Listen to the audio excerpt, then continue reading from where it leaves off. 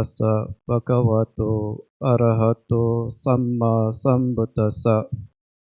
Namo tassa bhagavato arahato samma sambuddhassa.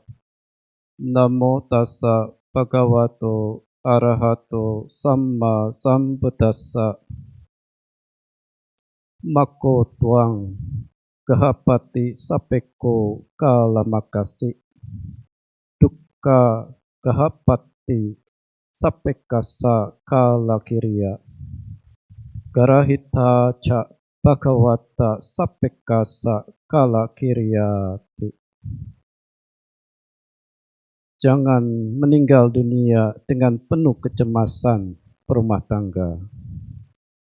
Meninggal dunia dengan penuh kecemasan adalah menyakitkan.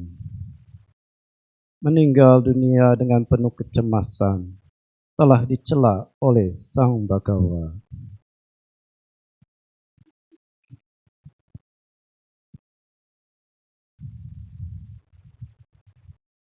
Yang saya hormati pemimpin Puja Bakti, Rama Pandita.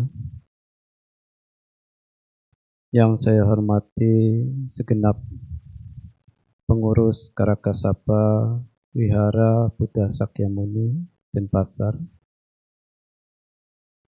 Yang saya hormati Pasika Upasaka, Ibu Bapak sekalian, Sukihoto, Namo Buddhaya.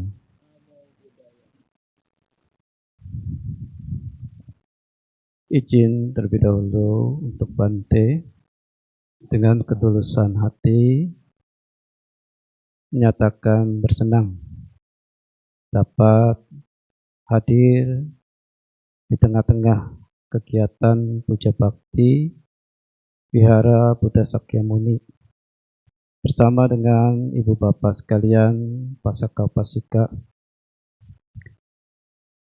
Perkenalkan terlebih dahulu, mungkin ini adalah pertama kali Bante diundang untuk memberikan sharing Dhamma. Nama Bante adalah Biku Subaro. Jadi mudah ya, karena sering dibacakan Subaro, Subaro Cak. Jadi terima kasih, Bante selalu didoakan, ya. Nah,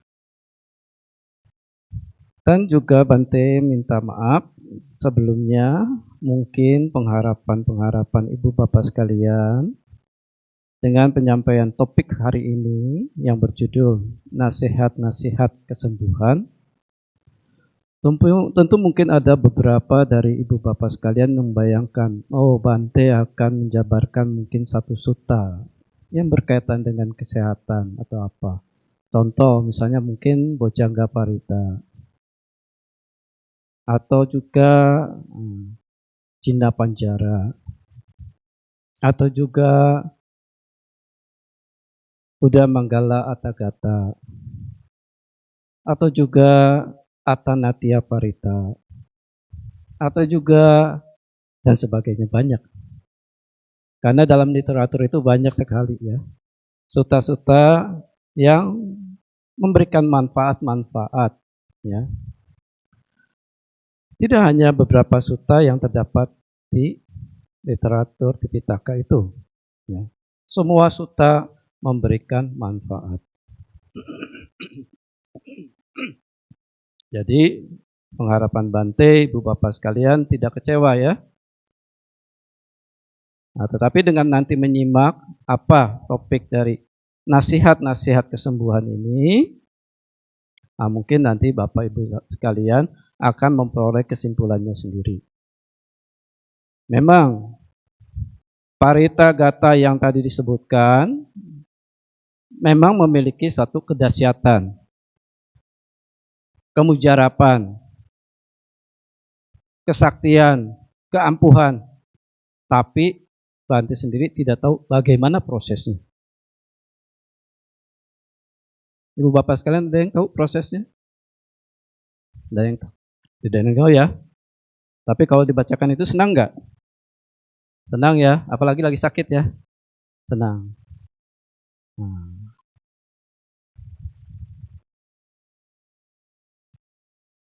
Jadi yang ingin Bante sampaikan, seperti yang kita ketahui dan selalu diingatkan oleh Guru Agung Buddha, bahwa di dunia ini terdapat banyak sekali bahaya-bahaya.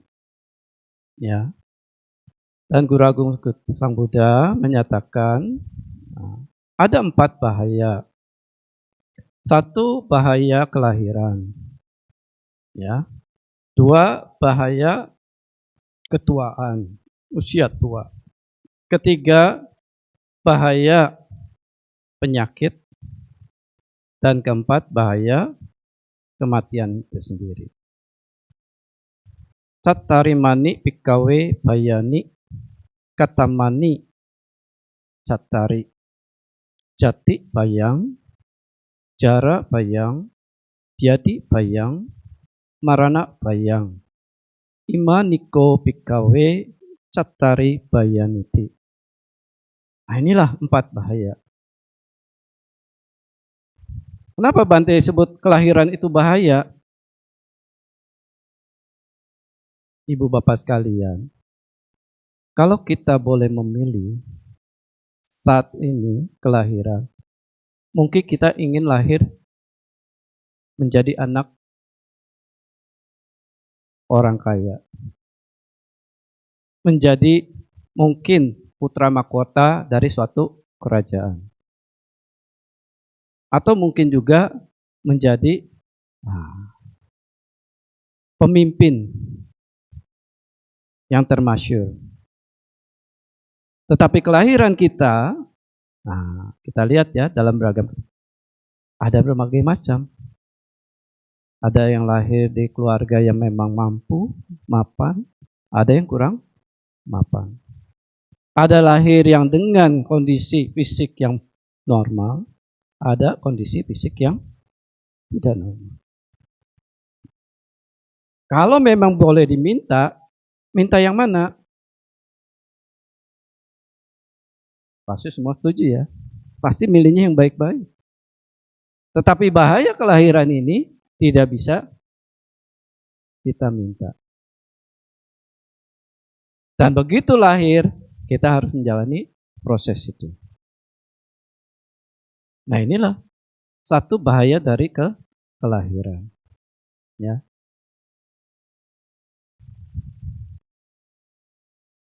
Yang kedua adalah bahaya dari usia tua.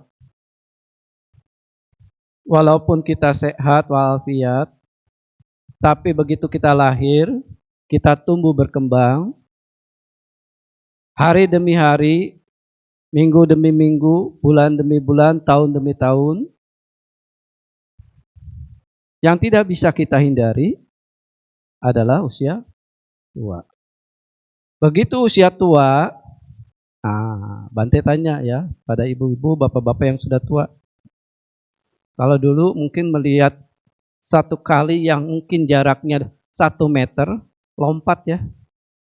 Ketika muda ya, langsung lompat. Tetapi begitu dengan usia tua, berani lompat? Malu Bante. Kalau nyampe, kalau nggak nyampe, kecebur. Wah, itu yang memalukan Bante. Tua-tua kecebur. Wah, apalagi anyut sampai jauh ya. Gitu. Jadi dengan proses tua sendiri mengandung bahaya, di mana peluruhan, kelapukan dari tubuh jasmani ini menimbulkan bahaya-bahaya. Ya. Dulu kita masih bisa trekking ya, naik gunung Batur ya. Tapi sekarang mikir dulu ya. Baru naik 100 meter, mata udah gelap. Ya. Kenapa? Udah nggak kuat. Ya. Nah, ini Bante yang alami sendiri. Nah, ya di Lombok. Naik Bukit Pergasingan baru 100 meter, kok ini mata tambah merapat ya. Gelap. Wah, stop sudah. Menyerah pada usia. Ya. Biarkan yang muda naiklah. Begitu. Ya. Nah, usia ini menimbulkan bahaya-bahaya.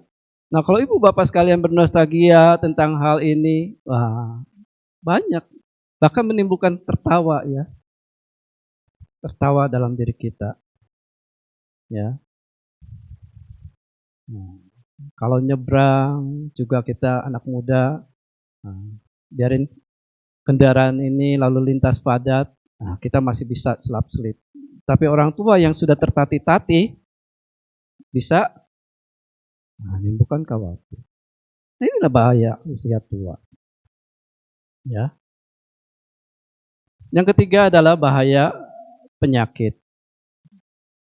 Jadi bahaya. Sang Buddha mengatakan tubuh ini adalah ladang kosong yang bila tidak dirawat, maka tanaman-tanaman liar, ilalang itu akan tumbuh. Demikian pula tubuh ini. Bila tidak dirawat dengan asupan-asupan exercise akan menimbulkan penyakit. Ya. Coba kita tiduran saja terus. Timbul penyakit enggak? Padahal nggak ngapa-ngapain, tiduran aja terus. Muncul penyakit. Ya, begitu. Nah, apalagi munculnya penyakit-penyakit yang tanpa kita sadari sebenarnya suatu akumulasi yang menimbun tahun demi tahun. Apa? Begitu cek darah ke prodia, hasilnya bintang-bintang. Dari mana itu?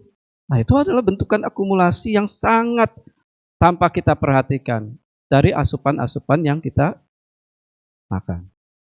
Nah, muncul itu. Nah, sehingga tidak heran ya, seseorang mengalami penyakit-penyakit yang ringan, sedang maupun yang berat.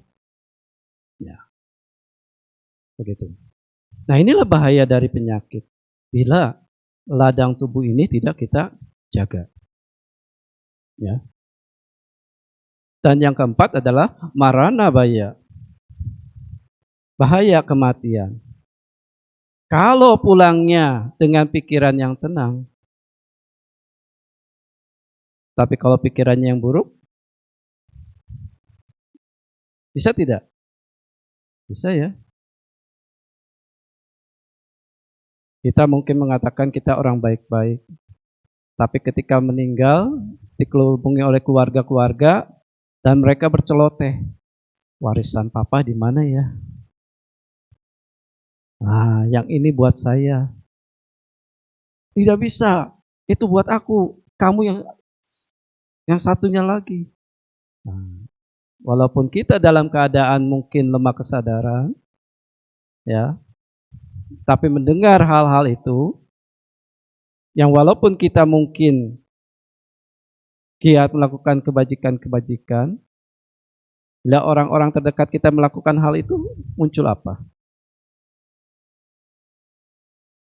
Tidak nyaman ya? Tidak nyaman. Kok ketika saya sehat mereka baik-baik?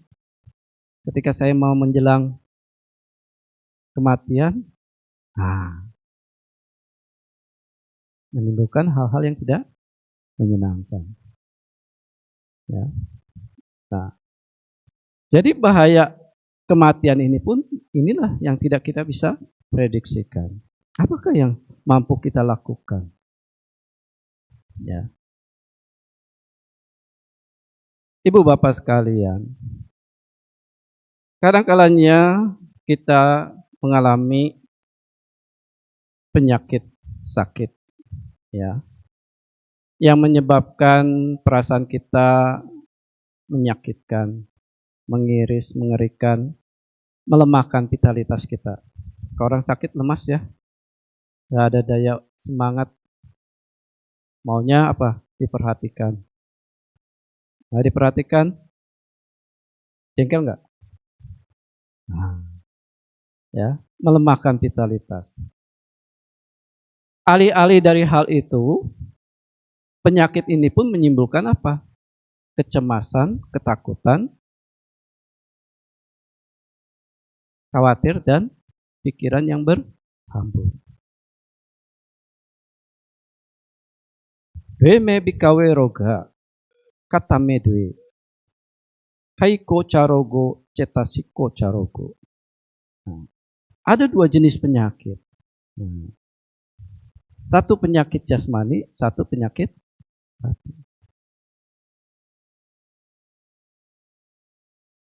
Ya. Usia tua pun adalah termasuk penyakit juga. Kelahiran penyakit juga. Perasaan dendam penyakit juga. Jadi selain penyakit jasmani yang kita ketahui, ternyata batin ini juga sakit. Nah, kalau sakit, kecenderungannya berhambur tidak? Pikiran kita cemas tidak? Nah, ini pengamatan Bante ketika seseorang sudah tua, lanjut usia, ya, satu persatu kawan-kawannya telah berpulang. Satu si A pergi, si B pergi, si C pergi. Yang tadinya gengnya ada 10, satu persatu pupus. Kita yang paling bontot terakhir. Duduk sendirian. Apa yang muncul?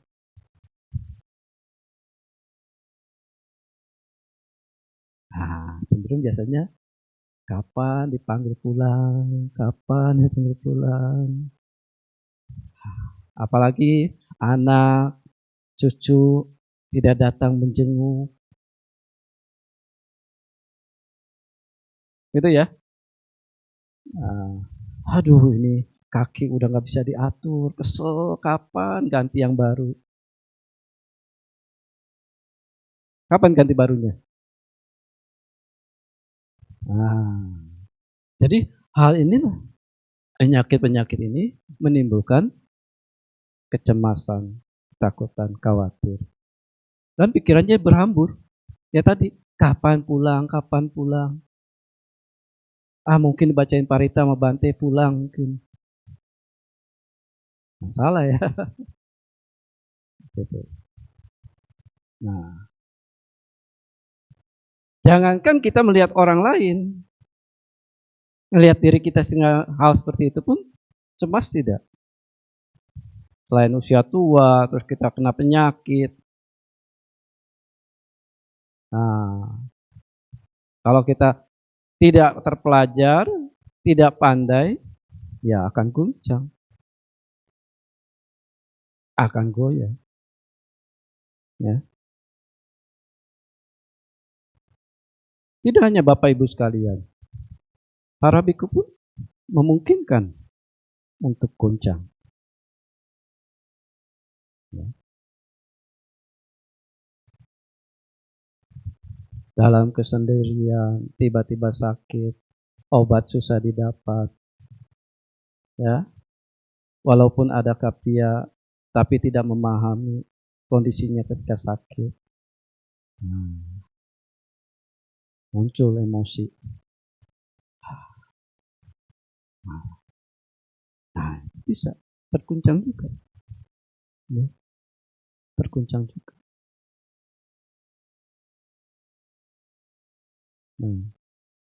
Jadi ketika kita mengetahui atau melihat teman ya yang sakit, biasanya kita yang sehat melakukan apa?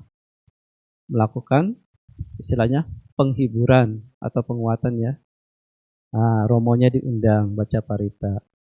Untuk apa? Kesembuh, menguatkan, mengunjungi mereka yang sudah sepuh, yang tua-tua, ya kan? Di mana yang tua-tua ini sudah duduk di kursi roda atau di pembaringan, tidak bisa berdiri, maaf, pupun harus di tempat pembaringan itu dengan aroma-aroma yang tidak sedap. Ketika kita yang hadir di situ, apakah memungkinkan kita juga terguncang?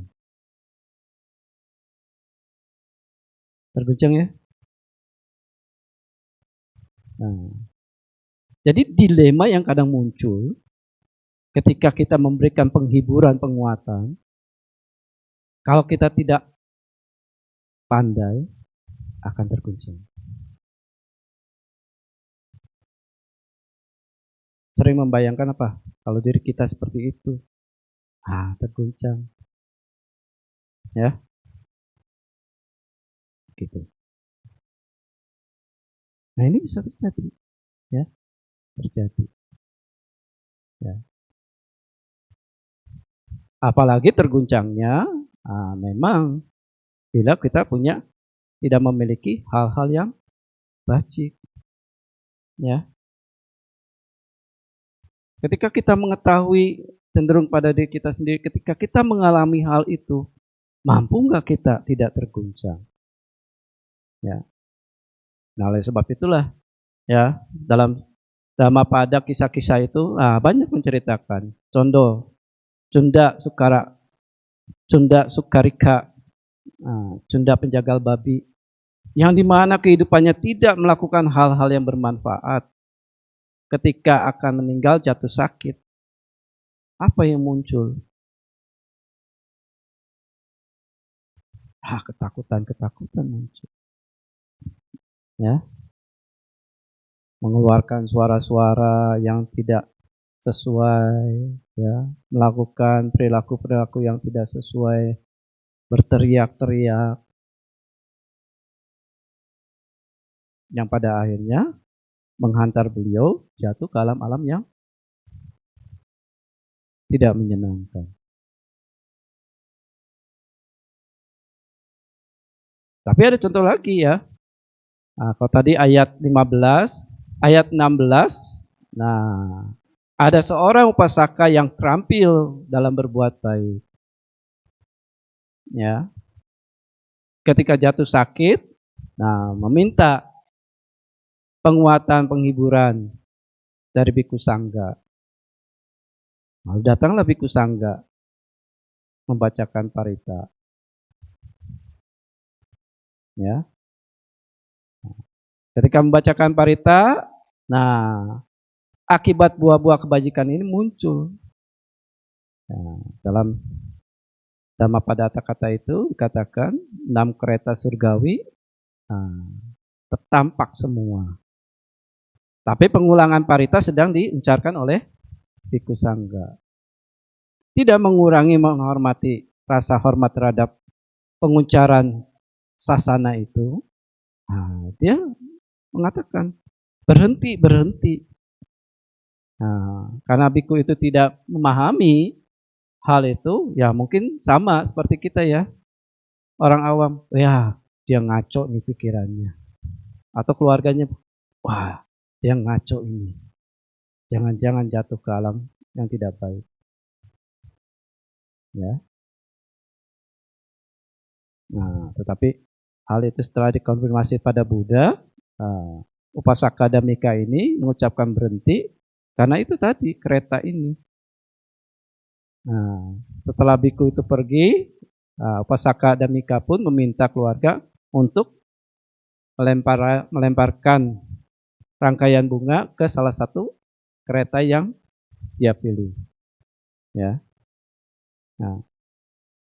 Jadi kita yang awam kadang tidak mengetahui apa yang terbersit pikiran ketika seseorang yang akan pergi. Kadang kita keliru, ya. Keliru.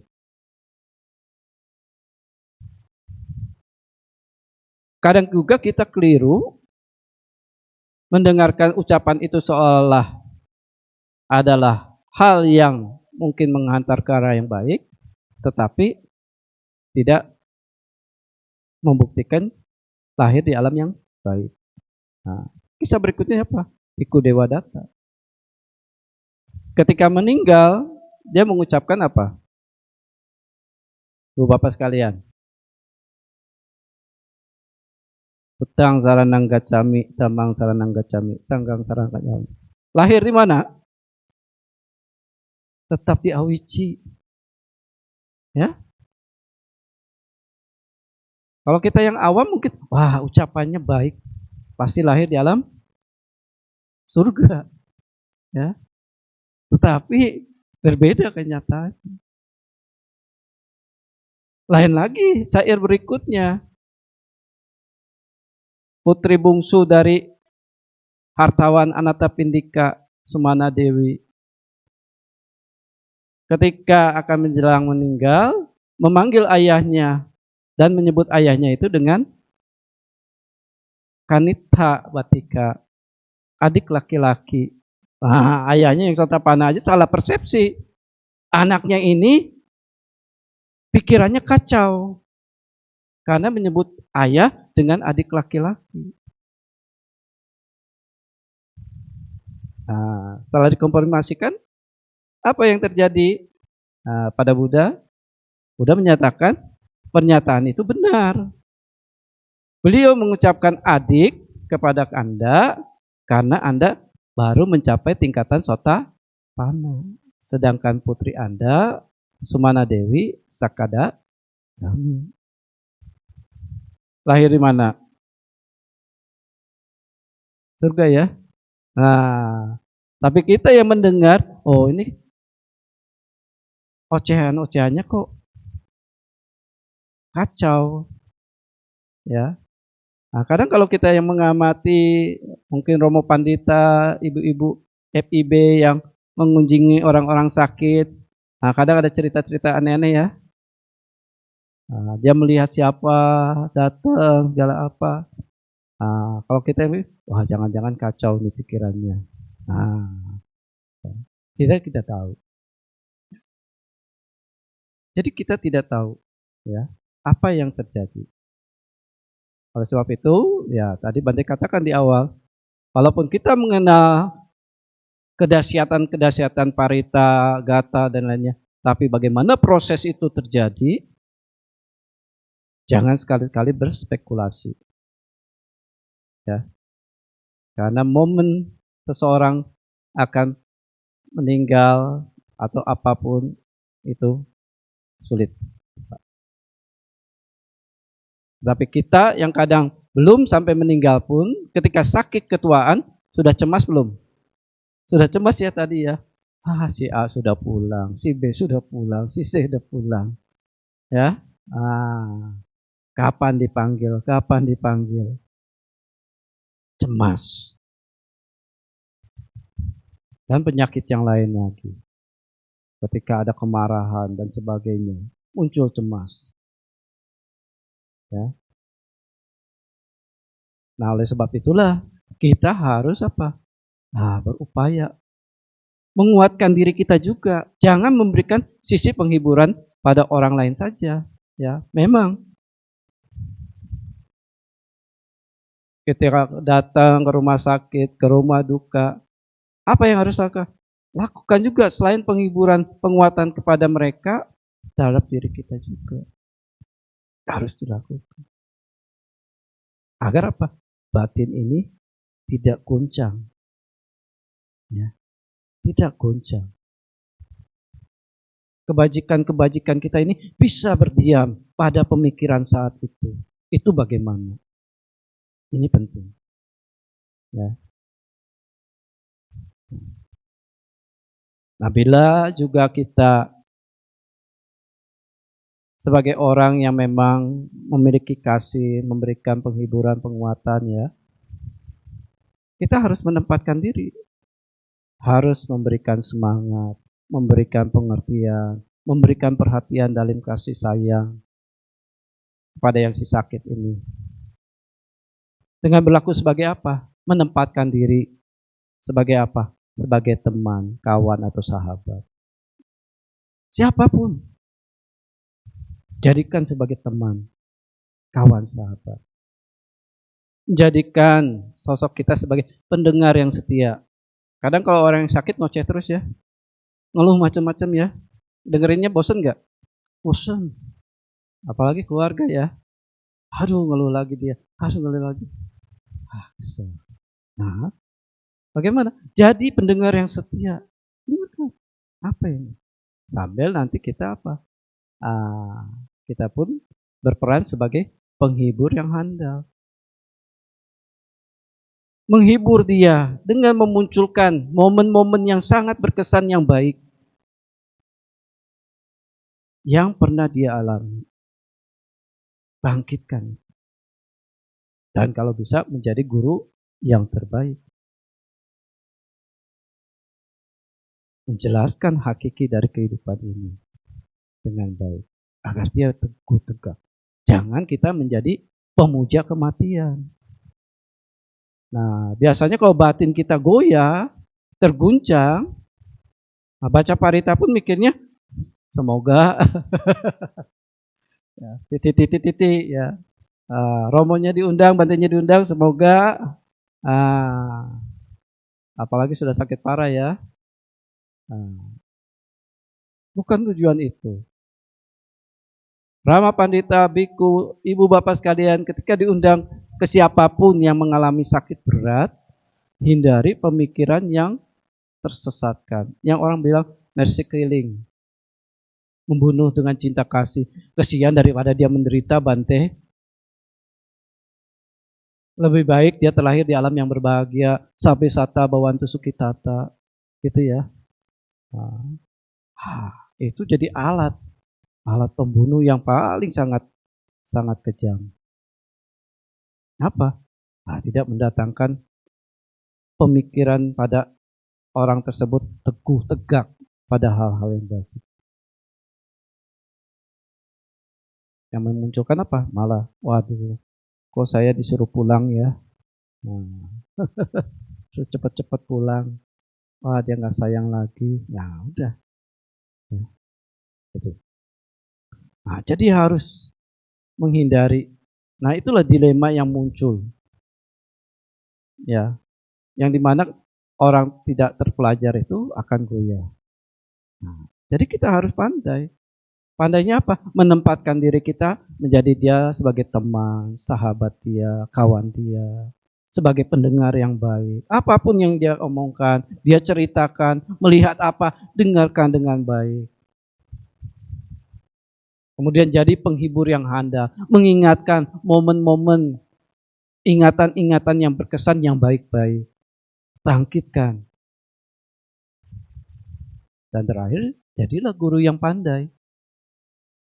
Menjelaskan hakiki kehidupan ini. Jangan bilang, anicca Pak, ya kalau nggak sembuh ya mati. Shock ya yang sakit ya. Oh ini kok, betul tapinya ya. Kesembuhan ada dua cara ya, sembuh atau mati. Nah, itu pandangan awam ya. Ya. Tapi kita bukan bertugas sebagai algojo seperti itu. Kita harus tadi 4 hal ini ya harus diingat ya. Sebagai apa? Teman, kawan. Ya, yang kita empati, memancarkan belas kasihan pada dia. Ya. Kemudian sebagai pendengar yang setia, mendengarkan apa yang dia ingin ucapkan, ingin dia ungkapkan. Baik ataupun buruk, kita dengar. Nah, setelah itu kita menjadi penghibur yang handal. Membangkitkan hal-hal memori yang baik-baik, yang berkesan. Nah, yang mungkin menimbulkan kelucuan juga ya. Nah, kelucuan tapi baik. Nah, misalnya kejadian-kejadian ketika berdana atau apa ya. Mengingatkan hal-hal baik itu. Nah, menjadi guru yang pandai. Mengarahkan pada sisi yang baik, yang terang. Dharma. Ya. Nah, satu sisa contoh yang menjadi suri teladan kita di dalam Nakula Pittu Sutta, di mana saat itu Brahmana Nakula, sang suami ini sakit keras. Lalu apa yang dilakukan oleh istrinya, Nakula Mata? Nakula Mata hanya berkata tadi, jangan meninggal dunia dengan penuh kecemasan rumah tangga. Meninggal dunia dengan penuh kecemasan adalah menyakitkan. Meninggal dunia dengan penuh kecemasan dicela oleh Sang Bagawa. Jangan Anda berpikir, kata Nakulamata, ketika engkau pergi, aku tidak bisa hidup mandiri, merawat anak-anakku. Aku punya keterampilan, aku bisa memasak, aku bisa menjahit, dan aku bisa menghidupkan. Hilangkan kecemasan itu. Jangan meninggal dunia dengan kecemasan. Begitu. Satu. Atau Anda berpikir rumah tangga, setelah Anda pergi, aku akan mencari pasangan yang lain. Nah, Bante yakin kalau ibu-ibu kuat. Laki-laki nggak tahu Bante. Ya, karena seorang ibu cenderung kuat. Ya, setuju ya bapak-bapak ya? Jujur aja Pak. Ya, ya, karena wanita itu lebih kuat memang.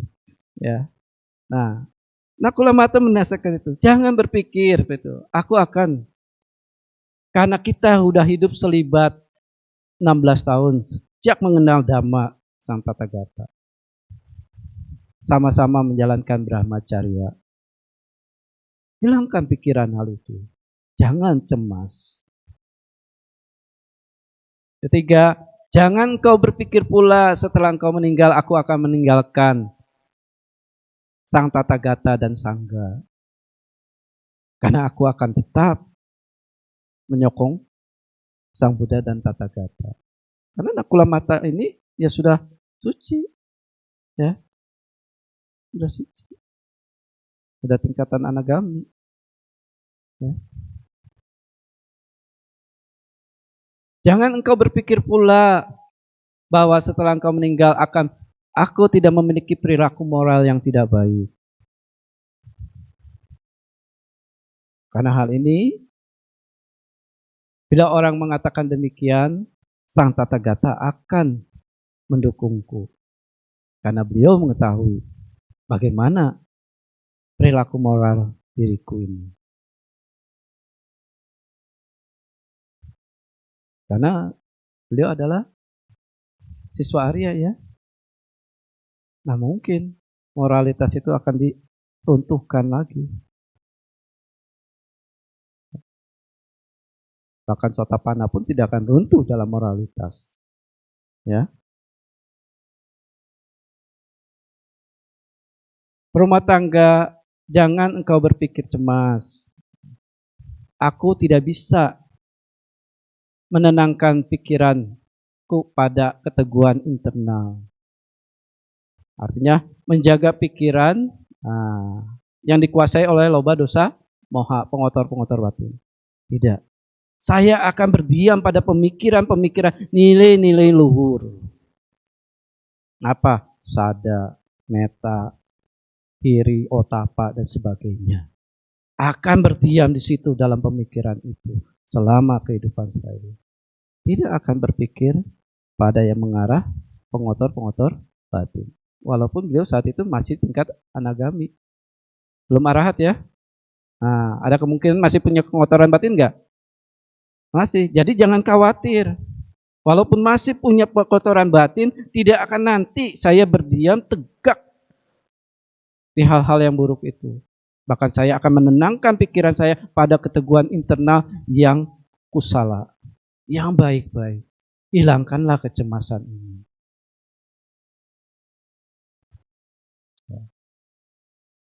Dan yang terakhir, keenam, nasihat dari Nakulamata ini kepada suaminya, Nakulapitu.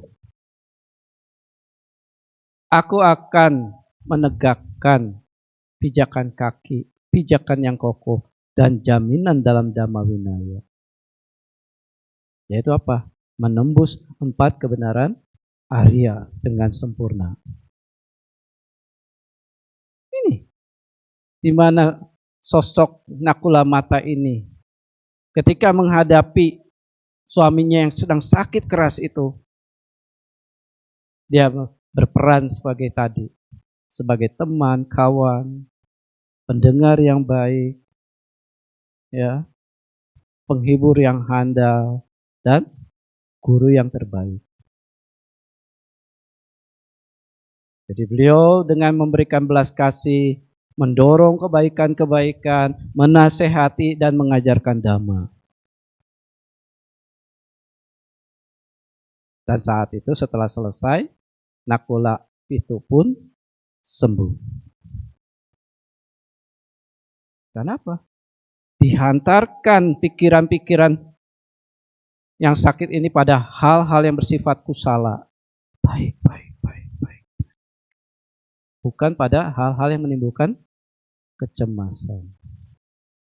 Apalagi menyuruh, udah cepat pulang sana, cepat pulang. Kamu kan sudah banyak berbuat baik. Apalagi enaknya di kehidupan manusia ini. Ada sedih, ada senang. Mendingan di alam surga. Salah itu. Ya, salah. Ya, jangan dilakukan. Ya, inilah presiden parajika ketiga. Timbulnya parajika ketiga bagi seorang biku yang gugur.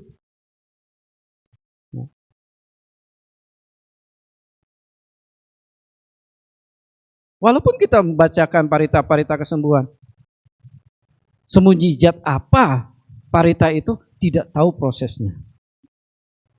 Karena kita tidak tahu apa yang terbentuk pemikiran-pemikiran kusala-kusala, nilai-nilai luhur pada si pendengar ini. Yang akan menopang kehidupan dia sendiri.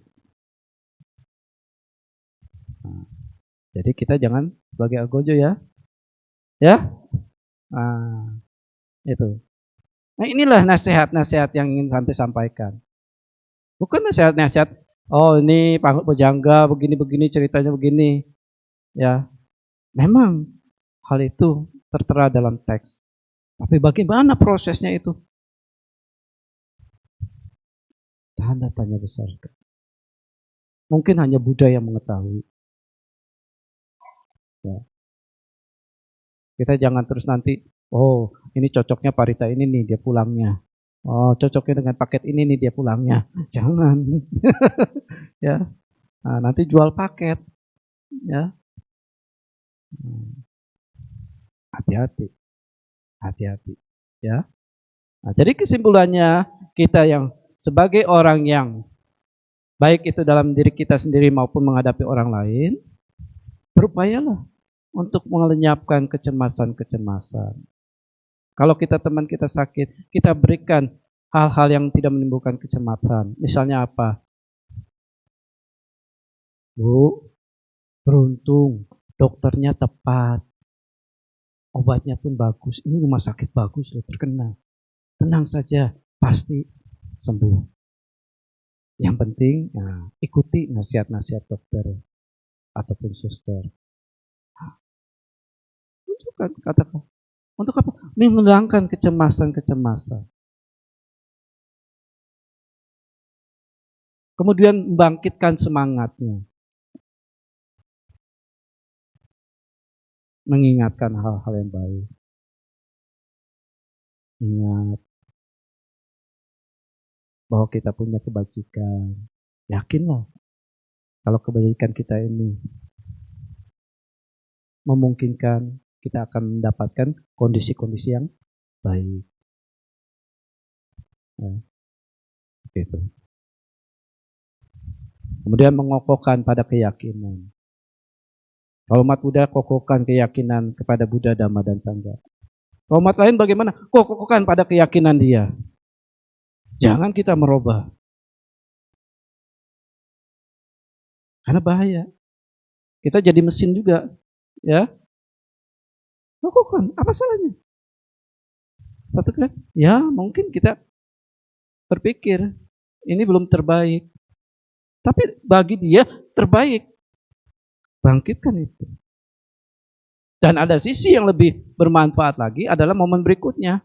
Memuji perilaku bermoral. Kalau dia orang baik, puji perilaku-perilaku baiknya. Mau beragama apapun, puji itu. Itu tidak akan bertentangan. Ya.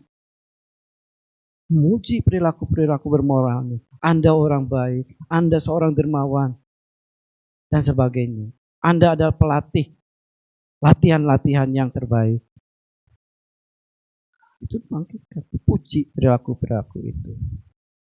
Ya. Dan selanjutnya dihantarkan agar pikirannya itu tenang pada pemikiran internal yang baik tadi. Jangan pada pengotor-pengotor batin. Dihantar berdiam pada hal-hal yang baik, lincah kasih, belas kasihan, mudita, UPK, dan sebagainya banyak ya. Nah, itu diajak agar dia tenang. Nah, setelah itu ditegakkanlah pada pijakan kaki, pijakan yang kokoh, dan jaminan dari Dhamma Winaya. Praktek Dhamma dan Winaya. Melihat 4 kebenaran Arya itu. Nah, inilah nasihat-nasihat kesembuhan. Ya. Akan membantu dia memunculkan hal-hal yang baik, kusala cita yang baik, pemikiran yang baik. Dan saat pemikiran-pemikiran yang baik ini mempengaruhi apa? Mempengaruhi rupa.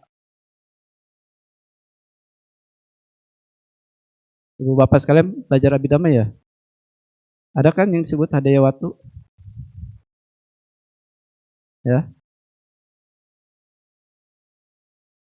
Landasan dari batin yang merupakan rupa, hadaya rupa. Nah, kalau pikiran baik, rupanya ini unsurnya itu bagus. Kalau pikirannya jelek, rupanya ini pun jelek. Nah, kalau kedokteran bilang ekor selnya pendek. Kalau pikiran yang baik, ekor selnya panjang, umurnya panjang, kesembuhan pun cepat. Saya terapinya itu kok.